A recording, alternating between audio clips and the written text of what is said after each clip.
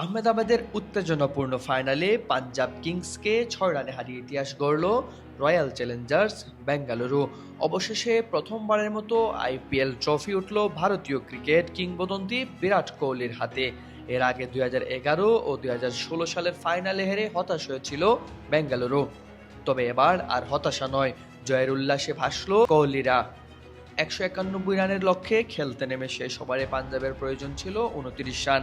Jos হ্যাজেলউডের করা প্রথম ২ ball dot হওয়ার পর শশাঙ্ক সিং শেষ ৪ বলে ২২ রান তুললেও দলীয় সংগ্রহ দাঁড়ায় ৭ উইকেটে ১৮৪, যা থেকে যায় ৬ রান কম। শশাঙ্ক ৩০ বলে ৬১ রানের দুর্দান্ত ইনিংস খেললেও হতাশায় মাঠ ছাড়েন। অন্যদিকে ম্যাচ শেষে আবেগে কেঁদে ফেলেন কোহলি। হাঁটু গেড়ে মাঠে বসে পড়েন তিনি। এই কান্না আনন্দের প্রতীক্ষার অবসানের। এর আগে প্রথম ইনিংসে ব্যাট করতে নেমে বেঙ্গালুরুর পক্ষে কোহলি করেন ৩৫ বলে ৪৩ রান।